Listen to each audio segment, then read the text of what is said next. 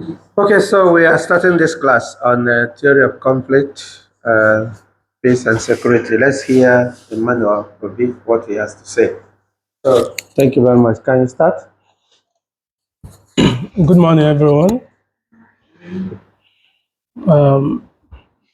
Thanks for the opportunity. Uh, my name is Obimanuel Chinaza. I'm here to present on theory of conflict, my studies about it. Thucydides and Peloponnesian War, Understanding Power, Fear, and Human Nature in Ancient, presented by Obimanuel. Today's date, 3rd May 2025. So let's go to what we have for today.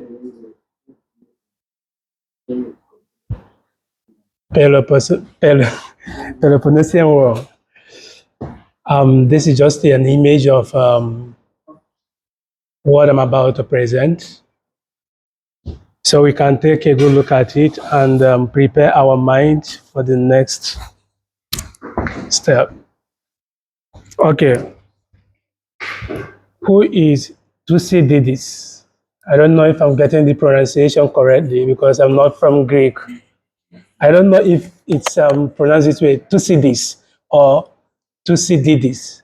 I don't know because I used a Google pronunciation. Yeah, so I don't know. I'm not a Greek, so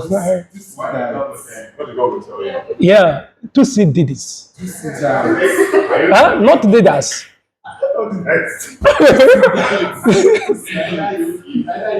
Oh, well, let me just pronounce this way. Thucydides. Yeah, it's more light on pronunciation than this one is very heavy. So you said you have gotten the pronunciation from the Google. So does it mean you're adapting the Google or what? I think that is the best. That is the best place I have to search for the correct pronunciation. I'm not from Greek. Or you doubted it now. I'm not doubting. You doubted it now. Google is not the only internet search I'm engine. not sure of what you're saying. So what do you mean that I am not sure? But you say you Google it from, you get Uh-huh. it from Google. Hmm? And now you're So when I pronounce the word, wait, hold on. Wait, okay. When I pronounce the word, what were your reactions? I don't understand. This is not my. No. But I pronounce it. Wait. I pronounce it the way it were pronounced in the Google. Okay, cool. I'm cool with that, bro. I'm cool with that. Yeah, come on. Okay. The problem is that you said you got the answer from the Google. Yeah. And yet it appears that you are still not sure from the Google. It's not that I'm not sure, but the pronunciation, before you even pronounce, there is a word that is very quite difficult. It is so heavy when you want to pronounce. You have to be familiar with the words there. Okay, let's start. It's not an English stuff. Thank you very much. So Thucydides was an ancient. What did he say? Thucydides. Yes. Thucydides. Okay. We just confirmed. Thucydides. Thucydides. Thucydides. Yeah. So what did you Thucydides. say? Thucydides. Yeah, that is what I thought.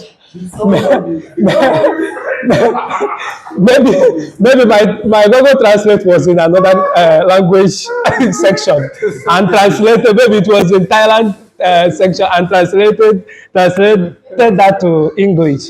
That is what I heard. Okay, so I hope you are with your mic, right? Yeah, I'm with. All right, so let's start. Please help me with that pronunciation again. Thucydides. Thucydides.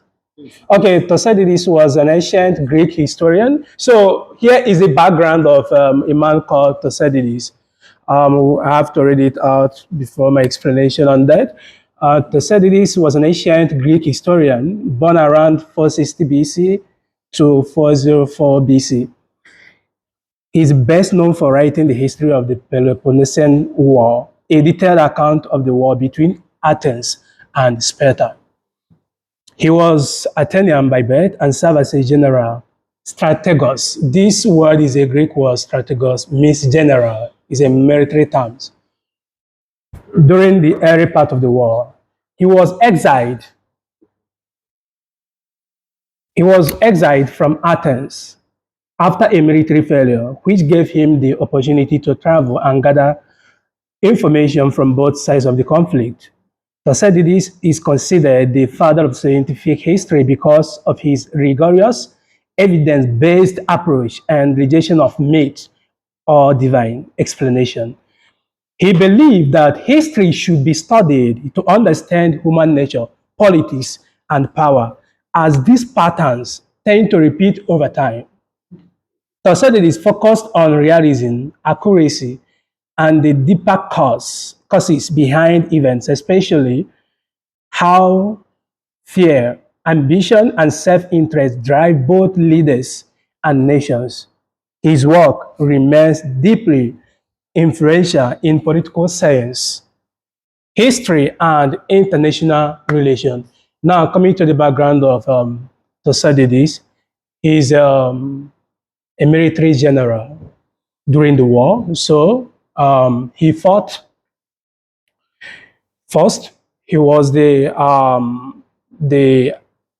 the author of this history. So he wrote about the scenario, the war that existed in those days at Greek between Athens and Spartan.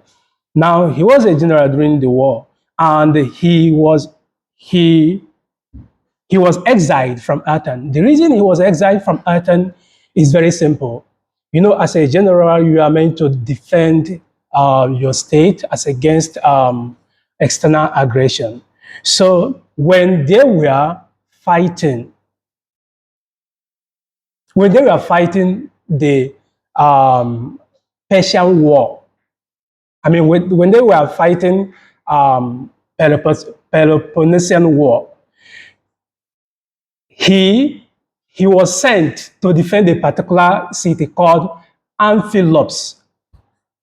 And the city he was sent to defend, he lost the city. He couldn't meet up on time.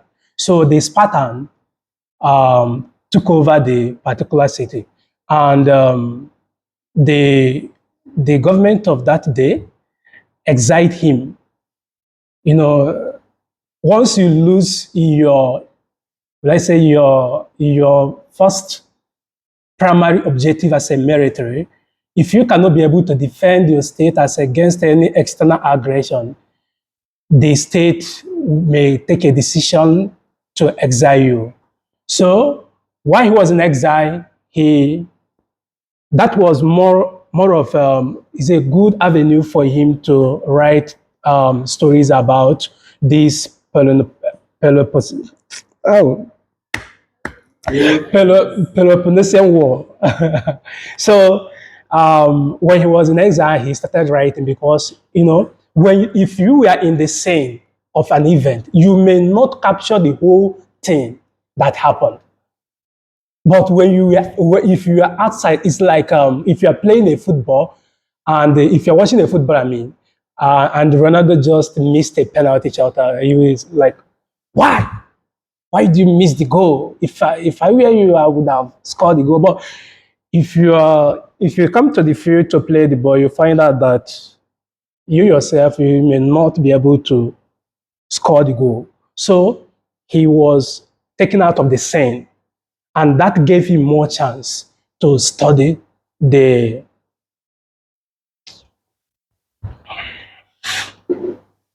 and that gave him more chance to study the cause and effect of the whole thing, and he was able to write something down. So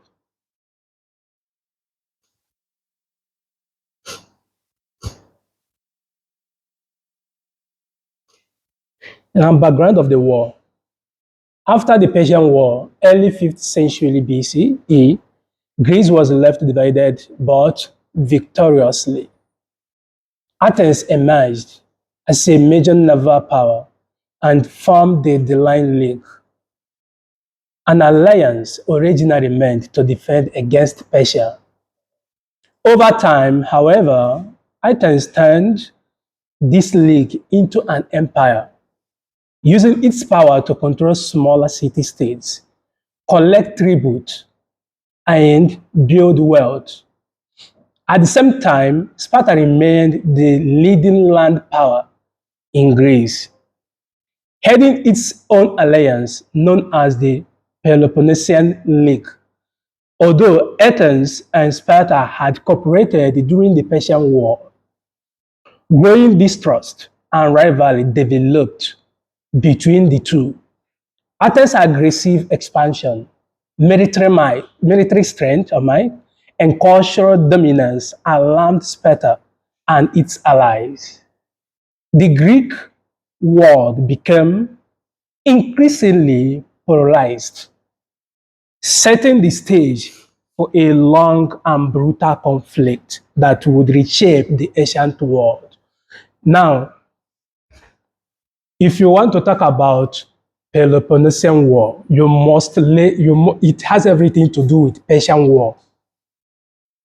You can't talk about Peloponnesian War without talking about Persian War because something led to something. Before the breakage of this war, Greek have been fighting Persia. Now, Persia was a powerful state, is a powerful country that dominates Greek. They were, when you feel so superior over others, you will like to dominate them. You will like to exercise your power over them. Persia was like trying to take total control of the Athens. Now, the Greek invaded Persia through its state because there was a city Persia were targeting to that is called Lonia.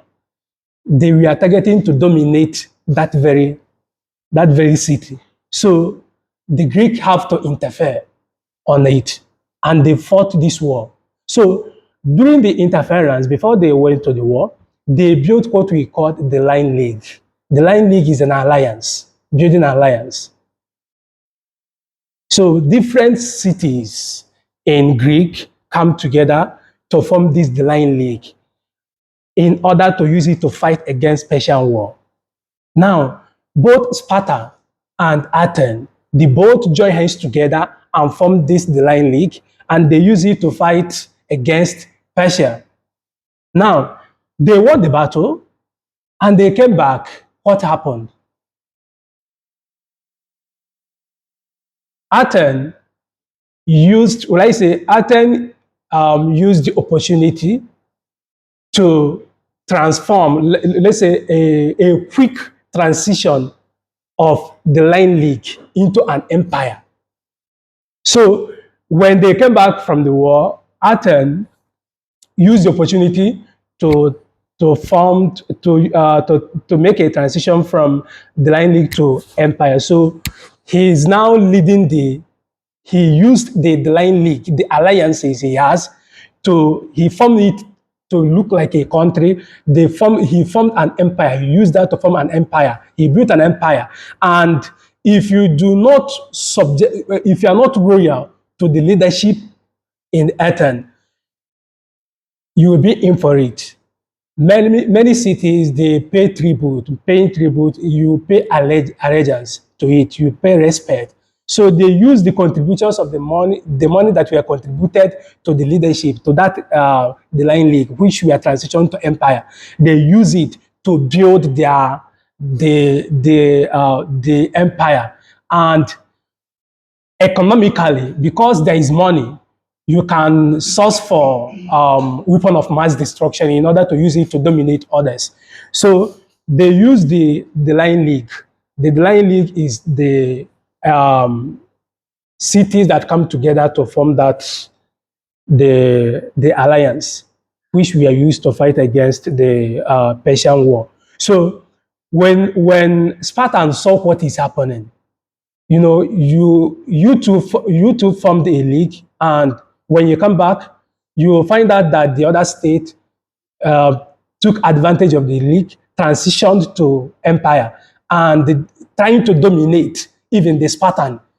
So when any city stand up to talk against the leadership, the man in question will come in for it. Alexander the Great, I think.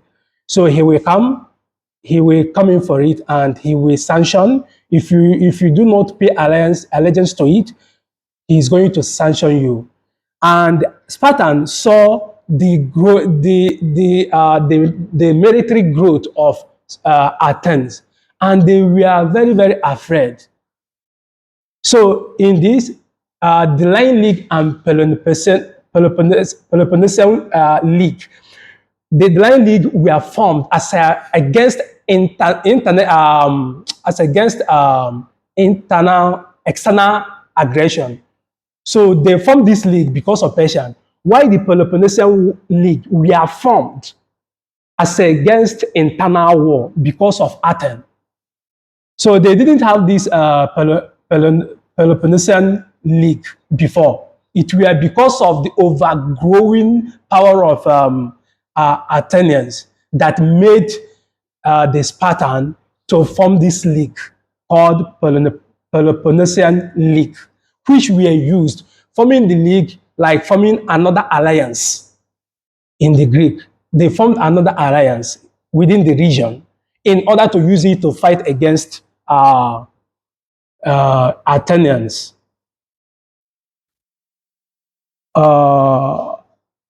Okay. So this is a map. This is Sparta. This is Athens. These are two brothers. I can call it two sisters, two brothers that they went to war, come back. The other one took advantage of the alliance, use it on the other person to dominate, to have total control. And when you look at this very background, you will see that within the scope of my study, what I found out is the main cause of war in the whole world is what? The alliances. That you see many countries that we think they are the superpowers. When they stand alone, they will not fight alone. It's through the alliances they have. And this war were caused. All the wars, in my own view, these wars we are witnessing is being caused by the alliances. Maybe the alliance of, will I say, a particular state will not tell you, see what will happen, do this, do that. So most war we witness is being caused by the alliances they merge together. So let's go to this is the map. This is Sparta. This is what Athens. They are two brothers. They went to war together. They fought against Persian war. Persian that we are trying to dominate their city. So they join hands together, fought, come back and start fighting internal war. And this war lasted for 20 years. It's a very severe war. 20 years before the end of it. So, this is the objective of my study. First, I delve into this study in order to examine the underlying causes of the Peloponnesian War with a focus on Thucydides. Can someone help me, please? Okay, please. Yeah. Interpretation of power, fear, and human nature. So, to examine, I focus on what? What is power? First, fear, and what? Human nature. Now, to understand the role of Athens' rise and imperial expansion in provoking conflict with Sparta and its what? Allies. To analyze Thucydides' present war as a reflection. Thucydides presents war as a reflection of human behavior, especially in times of what? Crisis and what? Political tension. 4. To explore the short-term events and flashpoints that directly led to the outbreak of war. To evaluate the relevance of what? Thucydides' ideas on power dynamics and human nature in modern political and international conflicts. So we have to go into this first. If you remember here, to examine the cause of what? Peloponnesian War. So the cause is what we are going to look on now. In this cause, we have two causes. The first one is the immediate cause of the war. The second cause is what? Deepen, the deep aspect of that war. You know, as a theorist, if other field study things on this way, you as a theorist, you as a philosopher, you as a scientist, you have to study beyond what other people are saying. So in this war, there are immediate, a quick cause of the war, and the one that goes beyond people, like the war between Ukraine and Russia. Many people were contributing their own opinion towards what they think that may be the cause of it. But if a philosopher tends to study the war, you will find out that he will go beyond what people were looking. So in my own case, nobody have ever, come up with the deep cause of Russia and Ukraine war. What we are saying is just the quick cause of the war, not the deep aspect of it. It's only a theorist who can delve into this research and search beyond what other people are saying. So, the immediate cause of the war, first, the Thucydidean affair, 435 BCE. Now, who are the Thucydideans? These are the allies they have. They are both Athens and Sparta, they have allies. So the allies are the major contributors of this war. Now, let us see.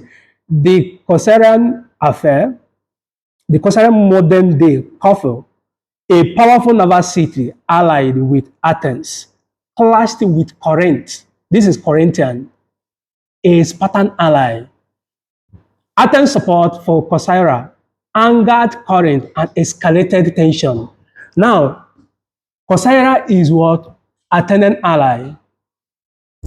And this Athenian ally crashed with Corinthian, which happens to be what? Spartan ally. And Athens support to Corcyra angered Corinthian, and it escalated what? Tension. So because the Athenians, they supported the Corcyran, that triggered the war. That triggered the Corinthian. Why should you interfere in the matter that doesn't concern you? Is it because of your ally? So for the fact the Corcyra gained support from its ally, Athens, the Corinthians were not happy with it. So it's one of the immediate cause of the war. Now, number two, Potidarian revolt.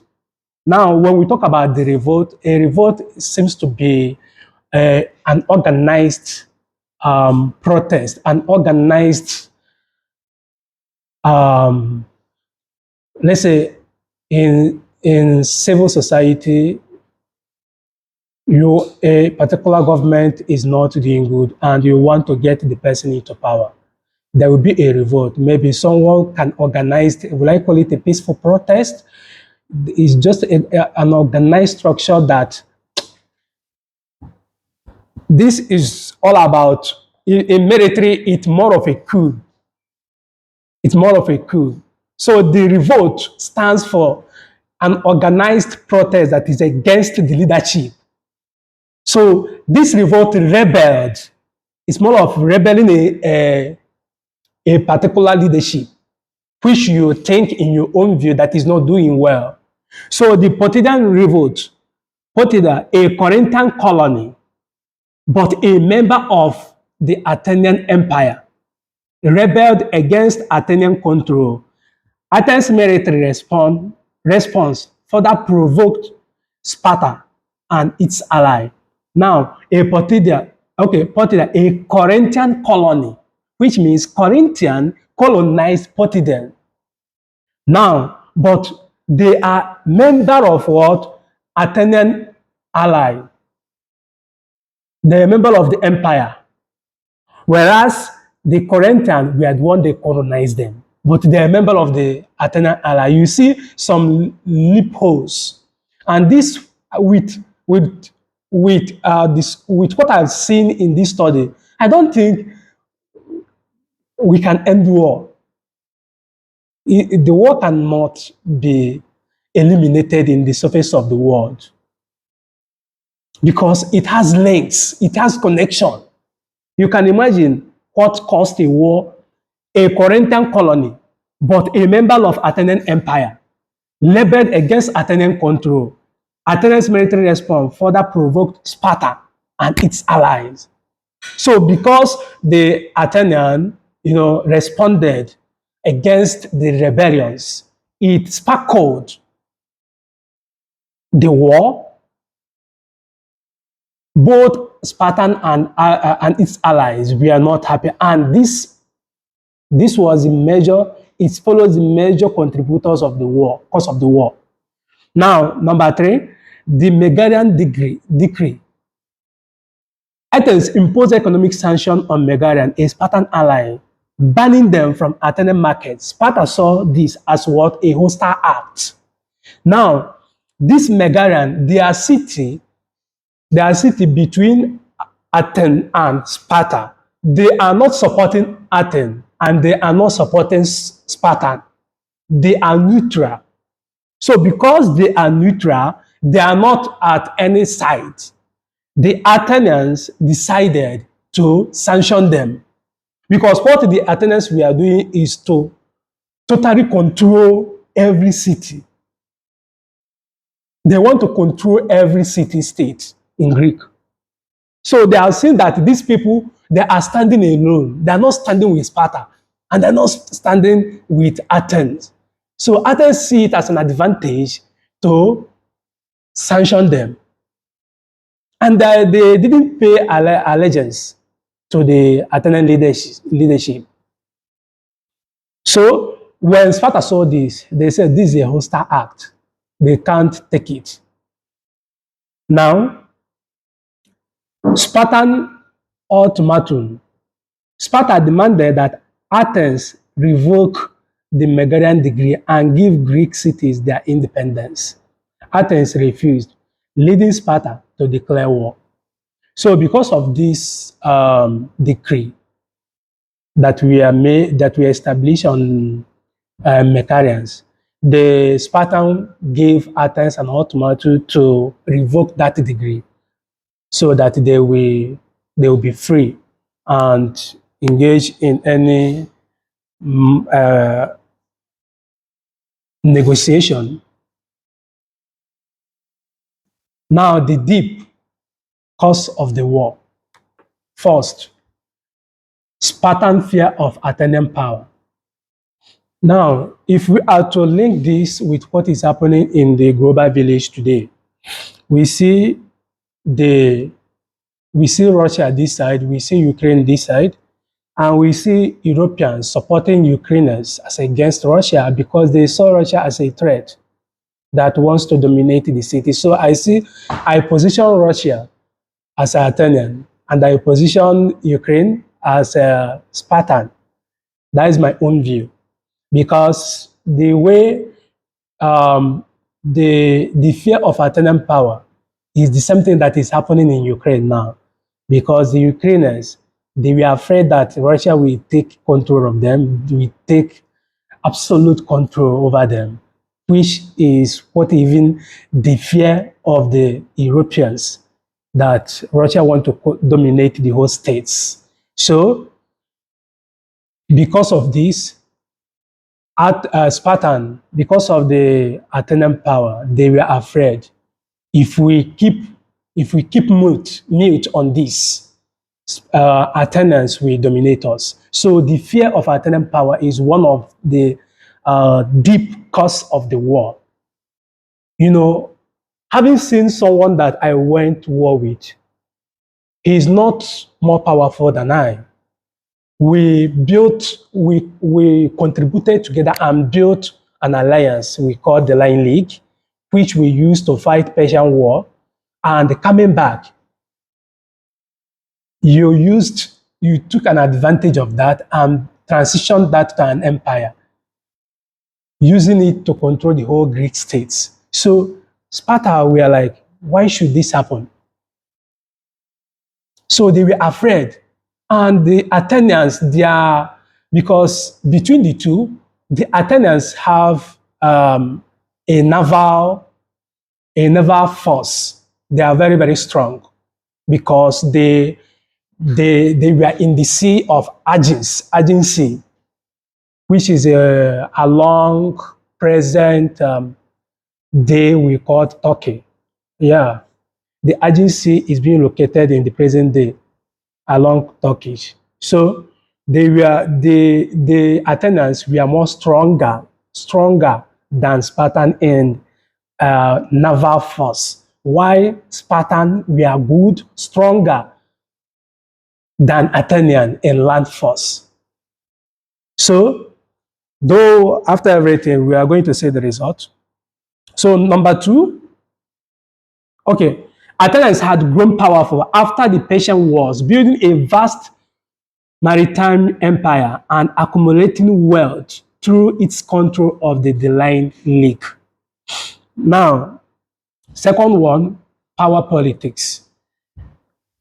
Thucydides introduces a realist perspective that states act primarily out of self-interest and the pursuit for power.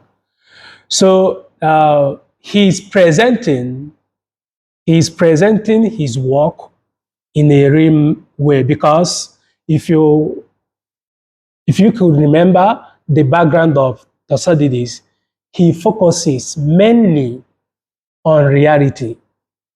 He focuses mainly on observation, on the studies of what is happening, not on the myth or divine story that God said or Jesus Christ did this. He never agreed on it. He never believed in myth. Our forefather told us a story about this. No. He believed in what I'm seeing now, studying it, having every observation, both your hypothesis and everything. He believed in what I'm seeing and I'm studying. He believed in rationales, the logic, the rationale behind everything, the reason, the cause of everything, not the story, the main story, the myth or the divine story of what the divine story we have been hearing right from day one. He never admit on that. He never accept such. Rather, he focused on what? Rationalisms. So, Thucydides introduced a realist perspective that states act primarily out of self-interest. He believed that states act out of what? Interest and pursuit for power. So if this power politics now in line with what he said, and if I'm to link it up, it means that every leader that is trying to restore peace in any particular state, sending their troops, trying to maintain peace, still have interest and stay in pursuit for power. Because if you are not pushing in pursuit for power, if you are not pushing power, you may not have the ground to send your troops for a peacekeeping, or you may not have the ground to, let's say, issued out an order to an independent state, trying to dominate them. So it's all about power politics, self-interest. What will I gain? I'm pursuing power. I want to become the most powerful country. I want to become the most powerful president. I want the world to respect my word. I want the whole world to stand on the basis of what I have already established. So if they do not do so, the other way around may follow. So number 3 is what? Human nature. He believed that human behavior is driven by fear, honor, and interest. These aspects of human nature, when amplified by the ambitions of powerful city-states, make a war natural consequences of what? Rising tensions. Because of fear. Oh, these people are growing in military might. If we keep mute on these people, they are going to dominate us. They are going to kill all of us and nobody will exist.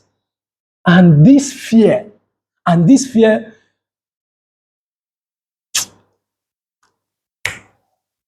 okay, this is what we are, this particular human nature is what is happening in Nigeria. Yes. The fear, yes. The human nature is what is happening now. Fear of unknown, fear of this tribe, fear of that tribe. If they come into power, they will change everything. This is what we are encountering. This power politics. In fact, this trait is what is a major problem in politics of the day in my country.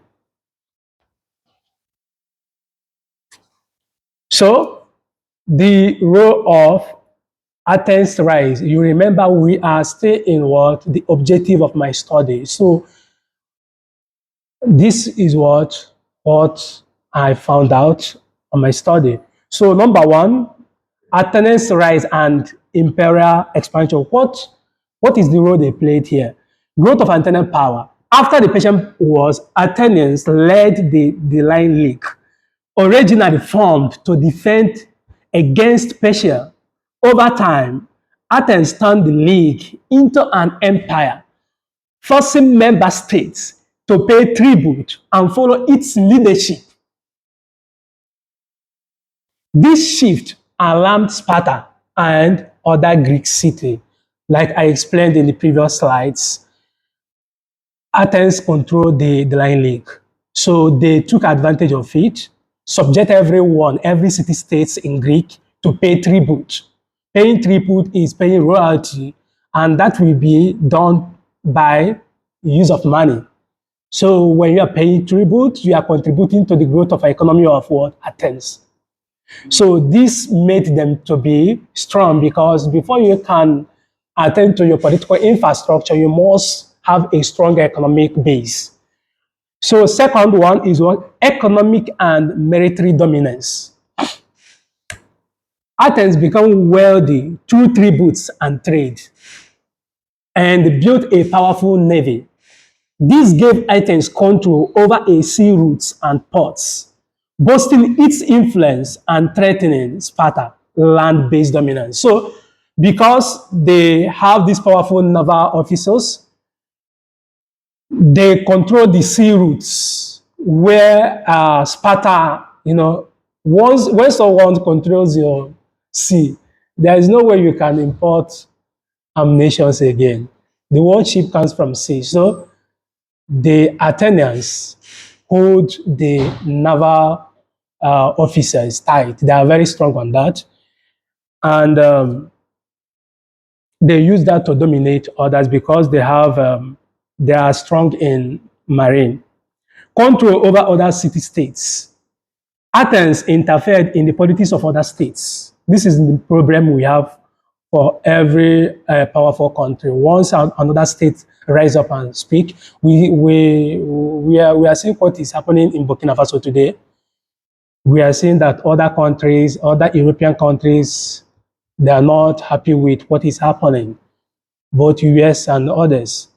So once they find out, maybe you think you are a powerful country and you don't need anyone that will rise up to challenge your order. When you dish out order, they don't like any country that will come and compete with them. They don't need any competition in their market. They don't need it. So the control over other city is what? One of the major role Athens play in order to expand. The expansionist, the imperialist. So they are expanding, they are dominating because of their what? Military might. Spartan fear and insecurity. The ancient historian argued that the real cause of the war was Sparta's fear of the growing power of Athens. Sparta feared that Athens might one day dominate all of Greece. This is one of the major causes. And that is why I say that this is one of the major problems we have in our politics of today. Because we are too, and it has everything to do with psyche. We are afraid that once someone rises up, the person will come to challenge you. If you are doing something that is right, believe me, no one will challenge you. That people start challenging others is when you are getting it all wrong. You will have someone to contend with. You have someone that will challenge you.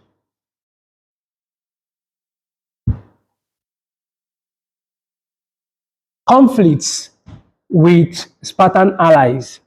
Athens' involvement in dispute with Corinthian, Megara, and other Spartan allies, such as the Corcyra and the Potidon incidents, further strained relations. These conflicts pulled the alliances toward open war. Hey, don't touch my ally. You, don't touch my ally. This is the major problem we are having in today's global conflict, because the connection in the world is what will make the war not to stop.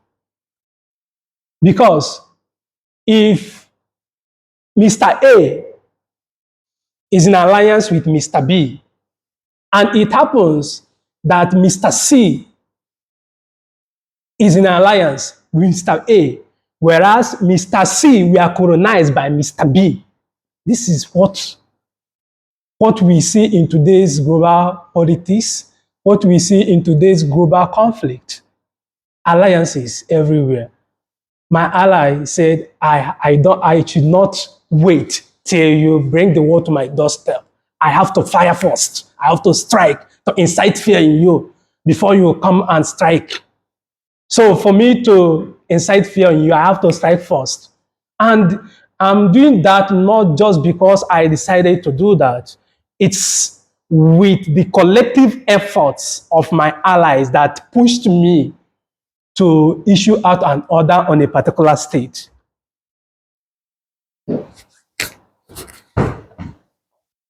His views on war as a reflection of human behavior, war as a revealer of human nature. He portrays war as a force that strips away societal norms and reveals the underlying impulses of individuals and states. In times of peace, people may adhere to law and custom, but war exposes ambition, fear, and the instinct for self-preservation. Remember, we are still at our objective of the study. Now, his views on war as a reflection of human behavior. How does human being react over war? Now, and he said that war strips out societal norms, the customs and traditions of a particular state. Once there is war, both your custom, both your law will be wiped out. No one will be subjected to any law. Once there is war, there is anarchy. And once there is anarchy, there is what? Lawlessness. That is what he's trying to portray here. That the existence of war strips out the societal norms. Because before the invasion of the war, we respect our custodians. We respect our societal norms. We respect that law. But once there is law, there is lawlessness, there is anarchy. It strips away any law that is guiding that particular state. Now, in times of peace, people may adhere to the laws and custom, but war exposes what? Ambition, fear, an instinct for self-preservation. For example, the Melian Dialogue shows how the Athenians prioritized power and survival over morality, telling the Melians that the strong do what they can and the weak suffer what they must. This is a powerful statement. This is a powerful statement. So, the Melian dialogue that existed between the two because of the control, the forceful control over them by Athenians, it called toward dialogue. Now, what the Athenians stated this, telling the Melians that the strong do what they can and the weak suffer what they must. This is a powerful statement. And with this statement, if you link it to what is happening in the global community today, you will see that it's more and more of what we are seeing. The strong do what they can. So every strong country must do whatever they can in order to protect their territory, their interest, and that their power and authority they're exercising. So for you to protect your interest, your territory, you must do what you can. If it warrants for you to kill the whole country in order to still be in power or still be in charge, you must do it. That is the statement here in my own view. And the weak suffer what they must, which means for you to be weak, you are on a dangerous side. That is the statement. For you to be weak, you are just a food to other animals. Maybe like, for example, you can imagine when you throw a fowl, a chicken in the midst of the lions. I don't think you can still hear the cry of the fowl again. So the weak seems to be the food of the strong ones. And with this statement, you can see that no one deserves to be weak. Everyone deserves to be strong. Because if you are weak, others will take advantage of you.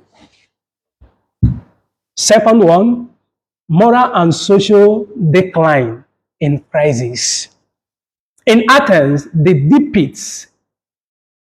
depicts how the crisis dissolves traditional values.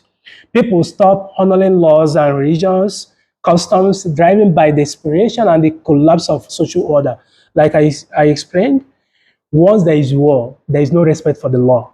There is no respect for the doctrine. There is no respect for the custodian. Any law, the societal norms, there is no respect. There is no law again. The state will turn to what? Anarchy state. A state of lawlessness. So anything can happen. Anyone can rise up one day and kill someone without anybody questioning the person.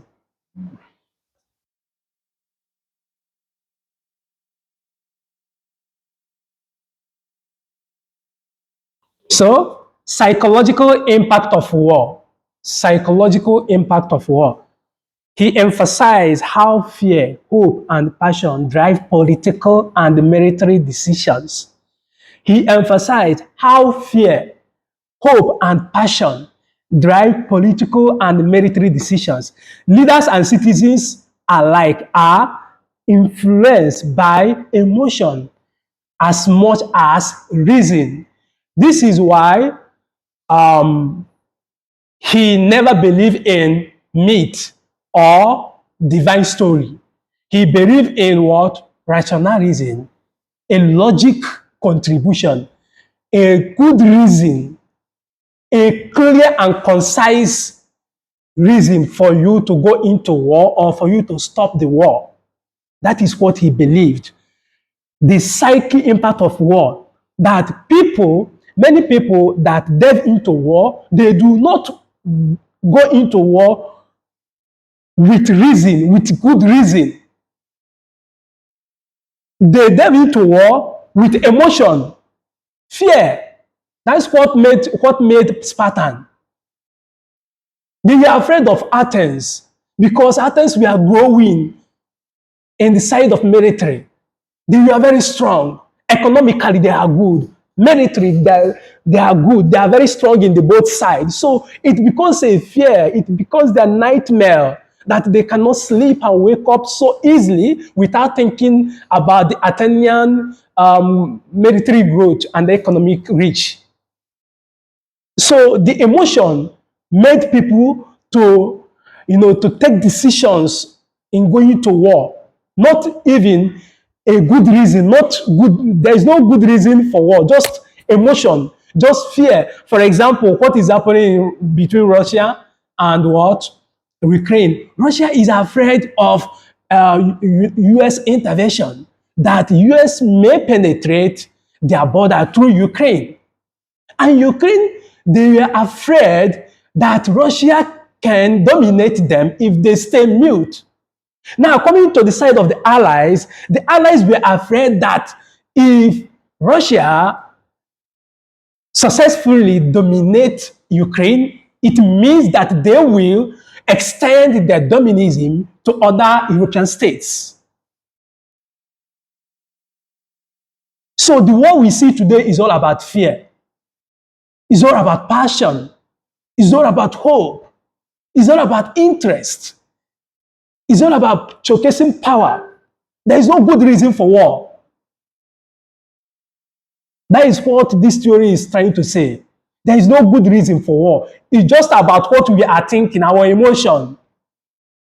Oh, if I leave this man with the way he's growing, and this is what happened. Even if you are to trace it biblically, what happened in Bible about Jesus Christ and the current king, he was afraid that who is this person that they have given the birth, and three wise men were coming for a visitation. Who is this man? They were afraid that for three wise men to come for a visit, if this man eventually grows up, he will take over the state.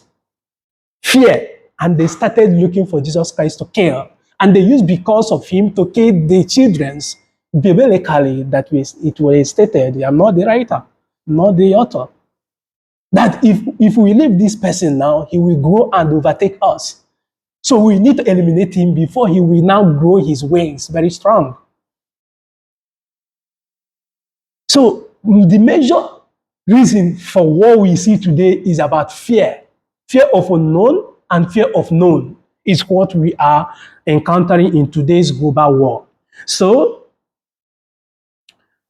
coming to number 4, realism and power politics. He often considered the father of political realism.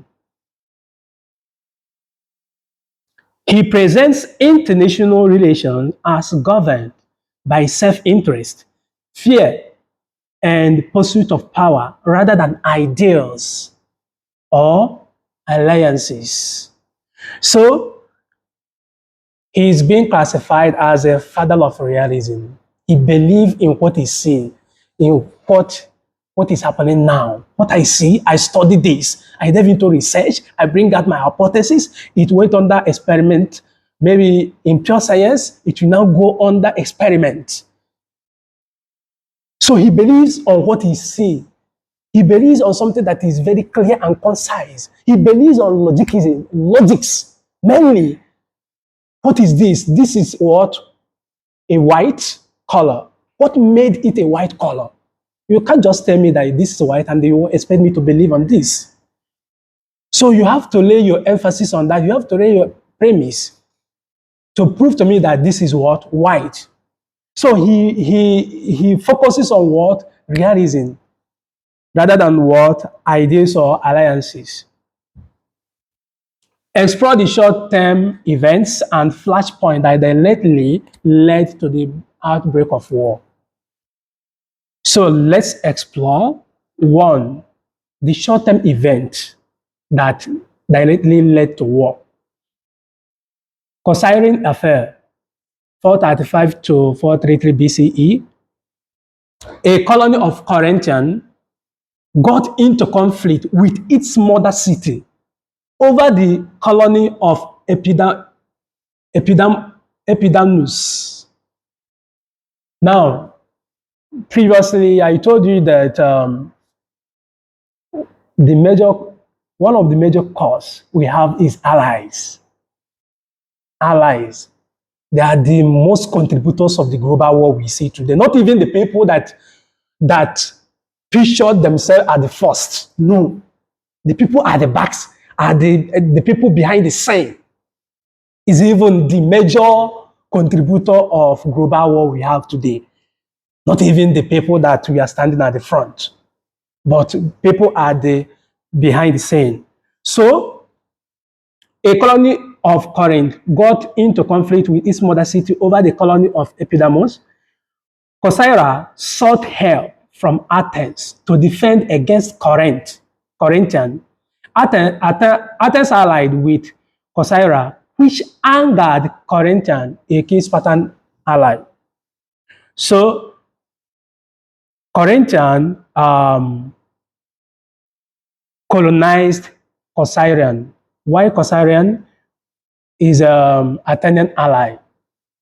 So these two, they had a clash, and now I colonized you, and you had a clash with me. The mother. It's like Nigeria having clash with British. More of that. Nigeria having clash with British, and Nigeria maybe being an ally to, let's say, Russia, for example, an ally to Russia. Why having a clash with Britain? So you see that Russia will come in. So this is what just played here. Potidine revolt. Potidine, a city in Thucydides was both a member of the Athenian Empire and a Corinthian colony. Athens demanded Potidine tear down its wall and send hostages, fearing revolt. So when these people organized their structure, they use it against what? Athens. So Athens demanded that they should tear down their organized structure, which we are used to label against them. Then the Megara Decree. Athens imposed economic sanctions on Megara, banning it from Athenian markets and harbors. Officially, this was for violating sacred land and harbor regulations, but it was a strategic move to weaken a Spartan ally. Number 4, Spartan war debates. In response to Corinthian pressure and increasing Athenian aggression, Sparta convened the Peloponnesian League. Influential speeches like that of the Corinthian and the king Archidamus too debated whether to go to war. Before you go to war, there must be a debate, there must be a dialogue. You can't just wake up one morning. It must be discussed within the chambers. Thebes attack on Plateau. Just before full war broke out, Theban forces, that is what Spartan allies, attacked Plateau, an ally of Athens. Though the attack failed, it was a direct act of war, prompting Athens to formally retaliate. Remember, it's a matter of allies. Evaluation of the relevance, Thucydides ideas on power, dynamic, and human nature in modern political and international conflict. One, this one is what evaluation now. Now let's evaluate power, politics, and realism. Core idea: the strong do what they can, and weak suffer what they must. Melian Dialogue. Modern relevance. This captures the essence of realist theory in international relations. States act. State, now linking this statement to the modern relevance. State acts in their own interest, prioritize power, and operate in an anarchy global system. Example, the US-China rivalry reflects great power competition, similar to Athens versus Sparta. Russia's invasion of Ukraine shows how powerful states sometimes override international norms, which means those who are preaching for peace, they are even the cause of what international crime, linking it to what he stated here. Russia's invasion of Ukraine shows how powerful states sometimes override international norms to strive strategic interests. So before you must engage into war or wage war with any country, you are breaking international law. So people who are preaching for peace, people who we see as a world power, people who we are emulating their pattern of democracy, are even the one contributing to the breakage of international law.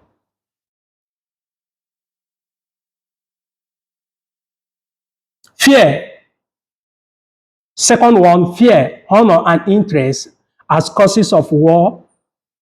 Thucydides' analysis. He argued that Peloponnesian War was caused not just by event, but by the deeper forces, fear of attaining growth, honor, and self-interest. Modern relevance. These motivations are often behind the rhetoric of modern conflict.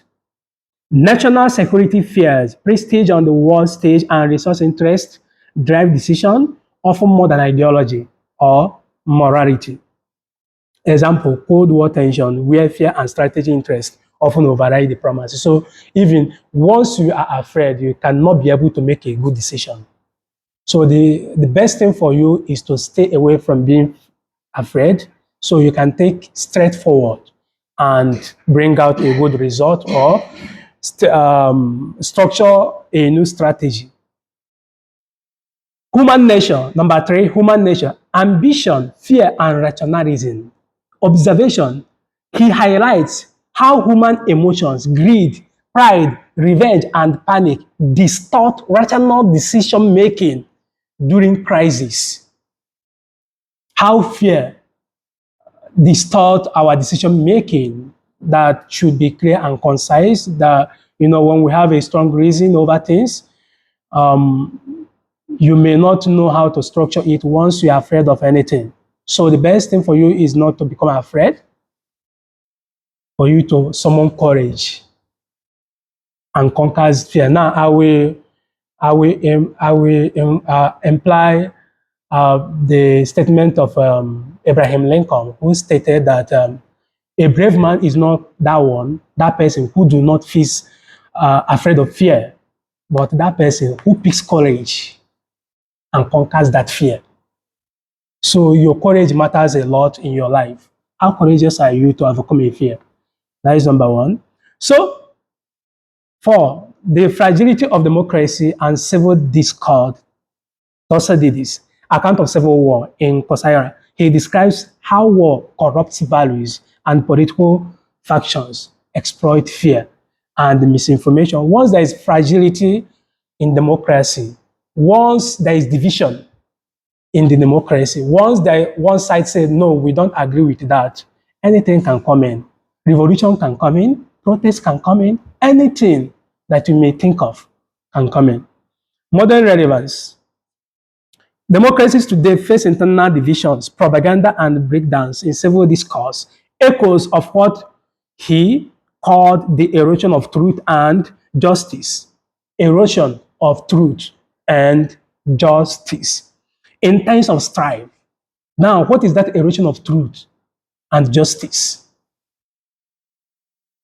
When truth, when there is no room for truth, when everything has become a propaganda, when everything has become a blackmail, truth will be what? Erosions. It will be totally eliminated in the surface of the world. Now, and what is that?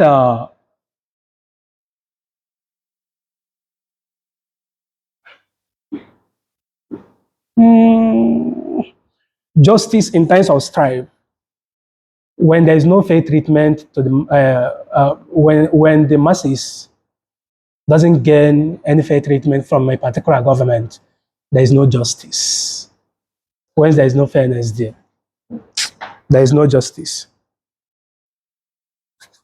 In conclusion, the Peloponnesian War was not the result of a single event, but the culmination of growing tensions, rivalries, and fear between two major powers of the Greek world, Athens and Sparta. At its core, the conflict stemmed from Athens' rising power and expansion. Athens' rising power. If it happens that they built their military might and never thought of expanding their power to other states, I don't think there will be what? War. Which challenged the traditional dominance of Sparta and the existing balance of power. While immediate provocations like the Corcyra conflict, the Megarian decree, and the siege of Potida played crucial roles in igniting the war.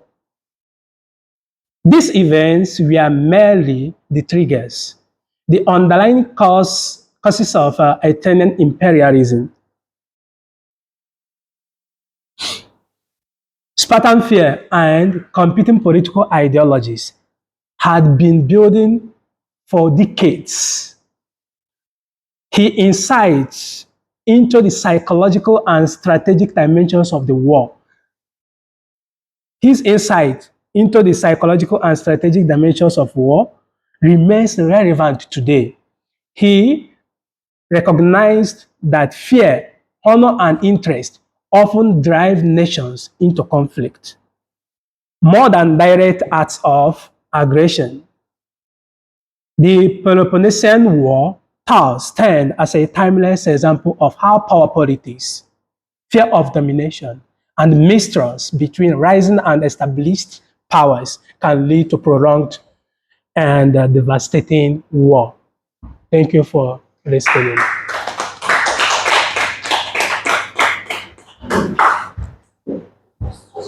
Wow, this is wonderful and well detailed. Okay, questions? I have two questions, and I would like to get your opinions on the questions. So, my first question is on war. So, in your opinion, do you think war is justifiable, and or is it just Do I think war is just what? war is justifiable? War is justifiable. Yes, can you justify war, or is it just a senseless waste of On everybody's time and basis resources? Let me of finish. what? Okay. I have two questions. Sorry. Okay, no, one after the other. Okay. Yeah, let me just finish this before I forgot. Okay. So, Now, do you think war is justifiable? with what I'm saying here, there is no justification on war. Because he said, listen to him, that people, what triggered the war, the major cause of the war is fear. So if you remove fear from the mind of people, there will be no war. Why Mr. A fight with Mr. B is because Mr. A is afraid of Mr. B, that he will retaliate. For example, this is a phone,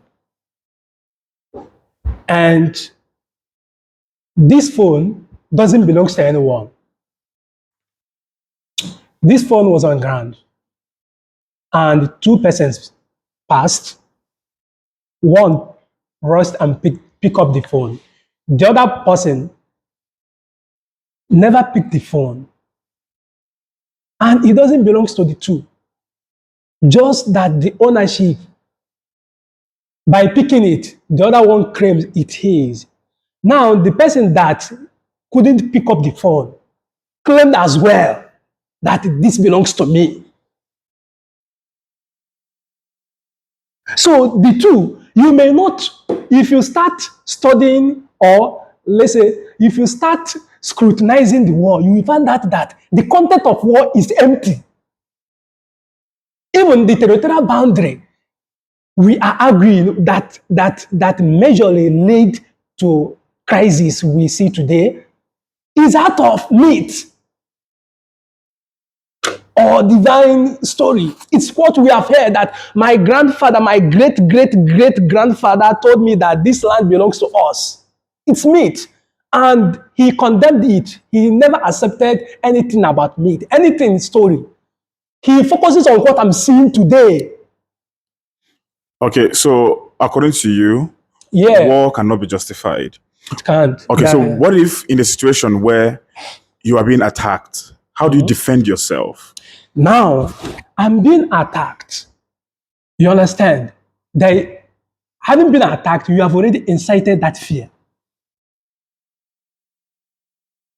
So if I'm not, if I'm not afraid of you, let's say there is no, first, you that is attacking me, you are afraid of me. You are afraid that I will retaliate, that I will first attack you.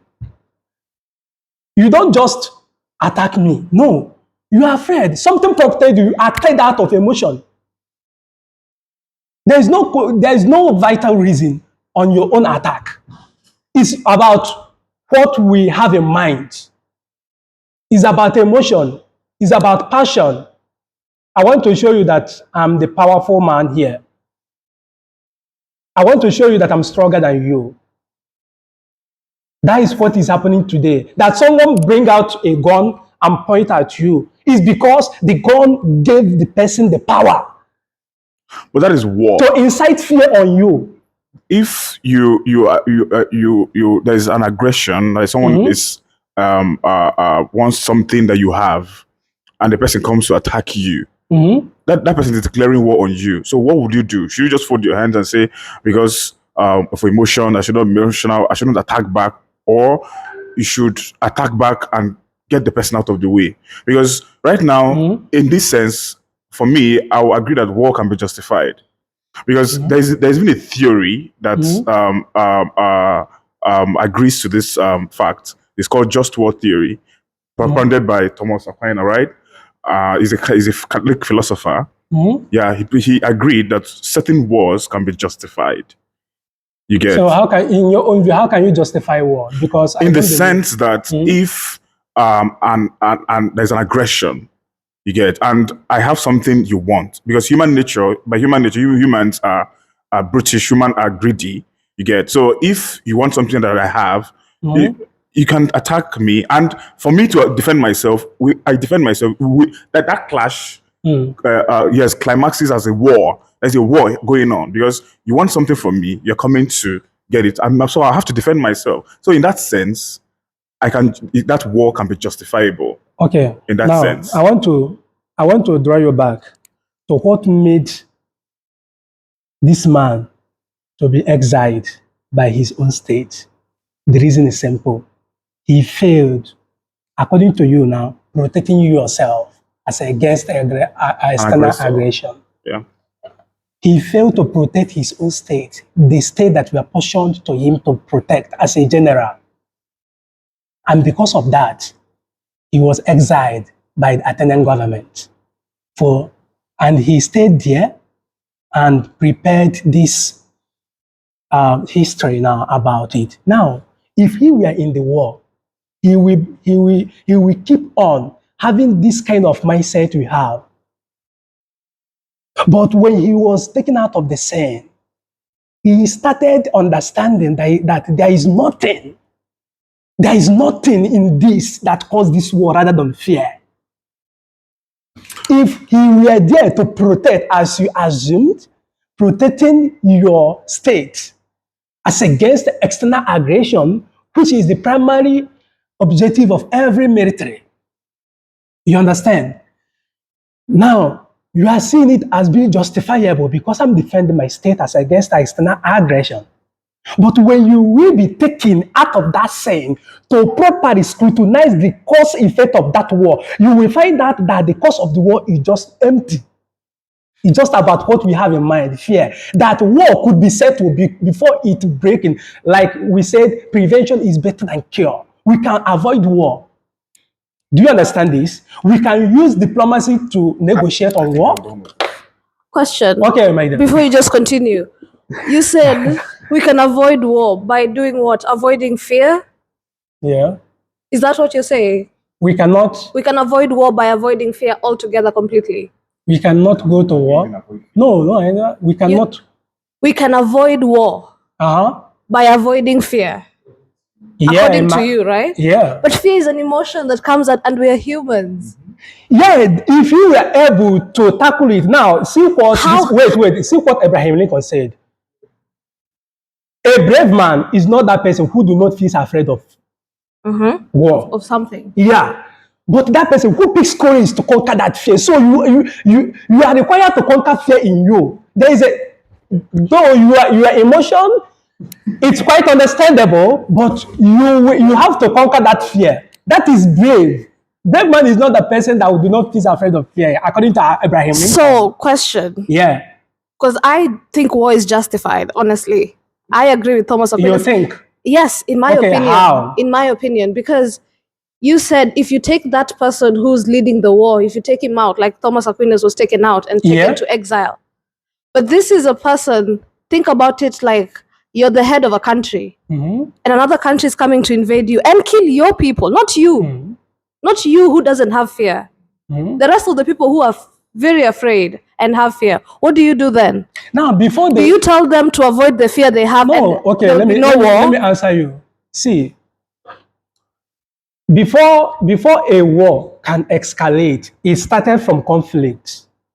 There is stages of conflict that we now, when it gets to that point, it will now push to war. Now, when it were still at the level of conflict, it can be avoided. By doing what? By doing what? Now, peace summit. Really? Yeah, you can. You can involve in peace summit. You can call. There is mediators. Someone can interfere. Now, what is see? What is yes? What? What if they don't want Like you try. No one never wants peace. That option. No one, no world, no country. We tell you that we don't need peace.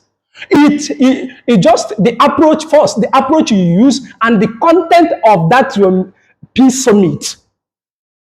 Are you able to convince the public that after this summit, things will be all right? What were the agendas in the summit? What were the agreement between the two parties you are mediating for? Okay, I asked this question. Okay. But for me, I agree with Chelsea. I think war is justifiable because if I am to be in a position where someone comes to attack me and I have to defend myself, definitely I'll take the person out before the person takes me out. That is just my position on this. Survival for the fittest. You guess. You get. So that is for me. Then my own opinion, war can be justifiable in some situations. You know, that is what I believe in. So, so my second question, I said I have two questions so that we can round up. You mentioned that in politics earlier when you were explaining the point that when one does all things right, that one would not be challenged. That when you do all things right, like you wouldn't get any challenge. Like they wouldn't be challenged. Like you won't get challenged. So my question now is, what happens to opposition in politics? You get, because what exactly is the role of opposition? If not to challenge the current the ruling government, because according to what you said, that when you do all things right, I'm holding you based on your statement, you will not be challenged. So what happens to opposition? What is the role? What role does opposition play in politics? Now, the essence of the opposition, number one, in the context of politics, having one party system will not give you a concrete practices of democracy, because one head cannot. In our dialect, we said one tree cannot make a forest. One tree cannot do what? Make a forest. There must be what? Multiples of trees that will make a forest. So one party cannot produce the exact thing we need. Now, challenging in this context, remember, if you are criticizing, there is what we call constructive criticism with a good manner. That you are trying to enlightening the sitting government, the current government, of the loopholes, doesn't mean that we are challenging them. Challenging is challenging their authenticity, challenging their audacity, challenging their command, challenging their authority, challenging their power. That when they dish out an order, you will say, I will not do it because you are not doing it right. Now, let us look around what is happening in the world. How many European countries now are into protest, and how many developing countries now are into protest? If things are doing good, if the leaders of the developing countries are doing the right thing, believe me, there will be no challenges in their governance. When you provide the citizens with the basic necessities of want, as a citizen of that country, when there is provision for what the citizens need, no one will challenge you. There is what we call challenging. That when I dish an order, you say that you will not do it. You stand to challenge the authority that I established because I'm not doing it right. That people go into protest is because the government or the system is in tumble, is messed up. That's why citizens go into protest. If things are right, there will be no protest. When you are protesting, you are challenging the order of the government. You are rebelling against the government. Yeah, but isn't that necessary for a democracy to be strong and to succeed or to thrive? Isn't these challenges? Isn't this part of this democratic processes or tenets? Now, in a political system, there is what we call templates, governmental templates. Every state has its template in leadership. If you are leading out of the template of your state, you are getting it all wrong. And remember, the opposition party studied the template, knows the law, knows what you should do. So when you are deviating from the provisions of democracy, you are going at the wrong track, and there will be protest. So what is the role of opposition? Even when you are doing something right, first, opposition is there. It serves as a watchdog first. Opposition is there because when we have opposition, we produce leaders from both opposition A, B, or C, or D, depending the kind of, if you are practicing a multiple party system, it depends on the template your state involves in. So the opposition there first is for them. From there, you produce a leader. Competition should be there first. When a competition is not in your leadership, maybe you may not be energized to see beyond what you should see. Seeing beyond, even seeing the mistake you may have been making alongside of your leadership. It is the opposition that will draw your attention back. Not to challenge your order, but to highlight or to call you at order that this you do is not in accordance with the law, with the constitution, with the United Nations Charter, with the state template we are following. They are not there to challenge your authority.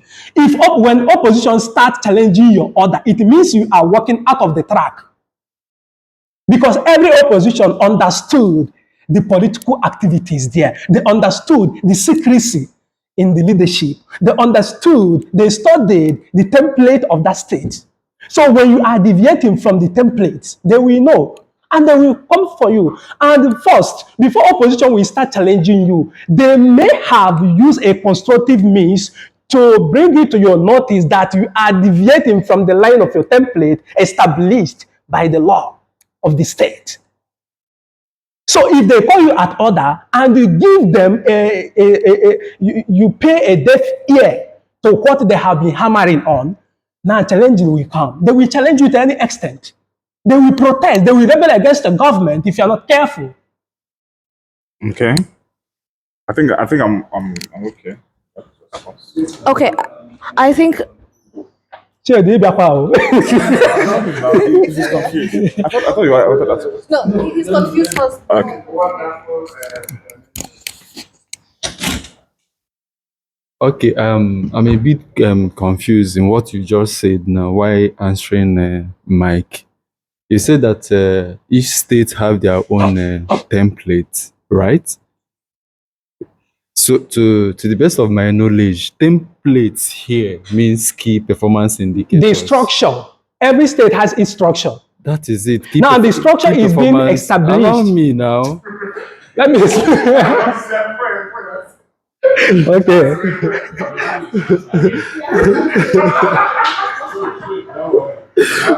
To the best of my knowledge, templates here means key performance indicator, like what is expected of governor or maybe a staff of The any structures, organization. everything, You understand? And the bone of contention there for every governor or all leaders is to have a good governance to lead well. So coming here now to tell us or to tell me that each state have their own template, I don't get the state, it. I mean, is a country as a whole. A state can be called a country. Yes, a state can be called a country. Then my That is a political term if you are getting it confused. okay, that's all right. If you want the definition, I will still define the state for you, so you will understand. It's all right. My second question, use some keywords which I'm not conversant with. Okay. I don't know if I'm the only one. You made mention of Spartans and the lineage. Athens. Okay. Athens. Yeah. Who are they? Athens, they are cities. I don't mean now. Okay, Athens, please don't laugh. Who are they? Because do you know who are the Spartans? Do you know who the Spartans? Now this is Sparta. What's his name? The model today Greece, but the division is little confusing. It's confusing. Within Perusia, I thought about Perusia, just Iran, Mm. all those Middle East, some of them are so part of it, and sometimes some of Russia as well. Mm. Yeah, but I think the name has changed. Because these are old names. This is an old map. You cannot find it in current map. Turkey, yeah. Even Athens is there. Albania remains. But there's some of them there. Yeah. Okay, yeah, tell us. The ancient city of Sparta was located in the region down there. Uh-huh. Today, this area is part of the modern country Greece. Greece. Yes. Modern country Greece. So that answers your question. Just But actually, they are all joined. Just as you say their name. That is all Greece They right are now. within It's the capital Some city. of them are European, some of them are Middle East as well. Mm. This is the sea. You can see, yeah. This is located in current Turkey. along Turkey. So this is the sea that Athenians were taking charge of. The naval, they have the naval officers. Though the war ended. Are they still called Athens today? Yeah. Yeah. Capital city Capital of of Greece. Greece, Called Athens. No, Athens. that's capital. The people. Yeah, but generally, I mean. No. No. It has changed. Everything here has changed. They have already demarcated. Albania still remain They Albania. are just different, except few of the Albanian. Turkey. So, conclusively, Look at Thessalonica. They change. I mean, a lot of changes are done. All these. But yeah, within is some of them out of Europe, some of them out of Iran, Iraq, Kuwait, all this.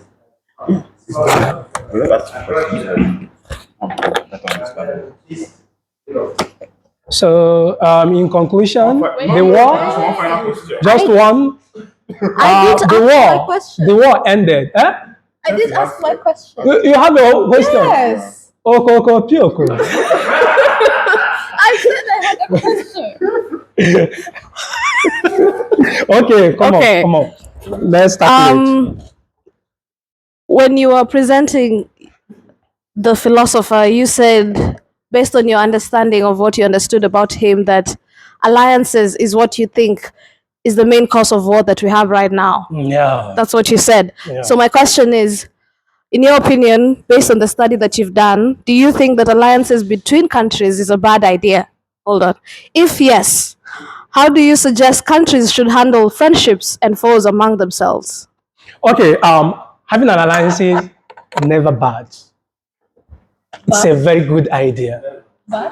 Now, if you understood this man, he's saying that the war is being triggered out of emotion, not on a rational level. Now, if an ally come to you as a world power and say, oh, this, do that, let's strike. You don't, or saying that they are trying to dominate us, they are trying to take away our back. You don't use emotion and act or make decisions on that. You need to see the rationales behind every thought they may have bring in your table. Okay. So when alliances contribute, it's left for you who know that you are the key there to know if I'm going to use my key to open the door for you or I should close the door. So the decision is left for you. Okay. So any decision you take there follows. I understand that point, but do you also understand that how alliances work? You come to me, you want my help with something, and I want your help from something. So maybe I want you to protect me when I am attacked. In return, I give you my gold. That is how an alliance works in modern day. It's give and take. It's never I'm just protecting you. It's give and take. So if I ask you to protect me and you don't protect me, and you say, oh, I think your war is driven out of emotion, and then I say, okay, then even my gold is driven out of emotion, and I close it, then we've broken the alliance already. Now, you don't need to present it in such a way that you are going to start linking it to their emotions. You have to use diplomatic idea. Now, first, I come to you, Mr. A has oil. Mr. B don't have oil. Mr. B has army. Has army, yeah. Now, Mr. A is being attacked by unknown force or a known force. And he went to Mr. B to seek for help. And Mr. B, as a rational being you are, you need to study what brought the world to their doorstep. You need to study beyond what even they are thinking of. You know why? The people there, they are not in a good position to study that because they were attacked. Fear has been incited in them. They are not in good mood to make a certain decision. It's now you that they meet. Because when this man, Thucydides, when he was in Athens, he was fighting but he was sent to protect a particular city. But he couldn't meet up on time. Could it be that he used strategy on them? And when he was exiled by the country, he now started understanding the reasons, the cause effect, the deep cause of the war. And that what made him to come with a conclusion that the war is not a mere event that we see. It's just something that is being triggered out of emotion. Now, for you, as a diplomatic being you are, as a rational being you are, you need to study this. If this is what for me to go, I will go. If it never worked to me, then you have to sensitize them on what to do, on how to end the issue. Okay. You understand? Yes, understood. But if it's what to go to war, there is a cogent reason far beyond emotion. Far beyond the emotion, you can go. Very good. Now, last question. Yeah. Based on what you've just explained, Yeah. in this modern world, do you think it's practical? In your opinion? Yes. In the modern world? It is 100% practical. With the United States, Russia, China, let me tell you, Africa. the reason why we are still experiencing war today is because no country has risen up and reject any negotiation with another country. Because we all want something. Because that is what he's saying, that people go in pursuit of what? Power, out of interest. They are not waging war with people because there is a vital reason on that, or cogent reason. It's just what they will gain. Yes, it's a So modern world. yeah, that is greed. That is what this one is pinpointing. That But it it's a is because modern of world. greed. That is the reality of The reality of You now. will say that is the reality.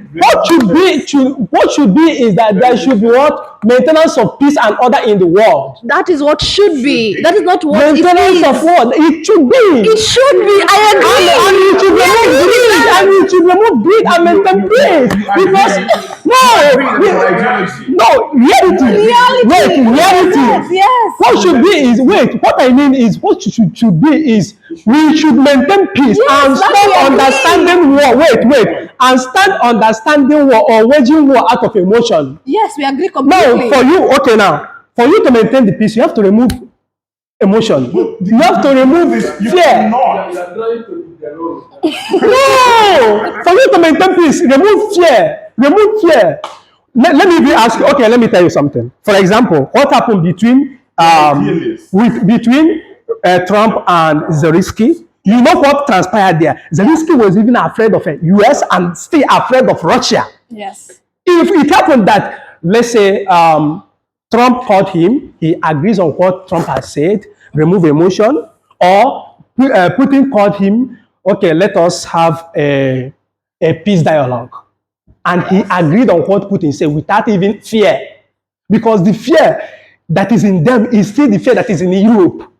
That's why they were not able to sit down and know that know that Putin needs peace in his own country, not that war. Okay. So we are saying the same So thing. remove fear. But they refuse to remove the fear. That is, your point is idealistic. Which means they were not able to conquer the challenges. Yes, we understand what you're saying, Mr. B. You understand? Perfectly. In an ideal world, In an ideal, perfect world. but Dixon, I don't know what is I don't know what. Today I'm actually with you 100 on 100. And Okay. wonderfully, I don't know if you were actually targeted by the professor because they made you to preach peace. And the Emmanuel Obi we know have not been a preacher of peace. You have been the preacher of war. Yeah, but today we are even skeptical. Is it Emmanuel? You understand? Is it the Obi we know? And you know, I'm wondering. I heard he's a twin. I hope this is not your twin brother. Yeah, so it's beautiful. Yes, sir. I actually loved the flow, and I want to say I picked the other line very well. Thucydides, where he said one of the major cause of war, the line where he said the major cause of war is fear, honor, interest, causes of war. I picked this one very well. The other part, he also mentioned emotion, but this one that he outlined, fear, honor, and interest, actually took us aback to the introduction of this very class, where we're all meant to bring up the definition of conflict, and all that. And then on that note, I would say this is very, very relevant. And thanks to the professor that have brought this up. I pray and I hope all the other ones, the other philosophers, we flow relevantly the same way, including the one for Chinedu and all of us. Thank you very much. Thank you, sir. Thank you. Yeah, thank you. It's a very interactive one and very detailed one. So thank you, Emmanuel. Thank you.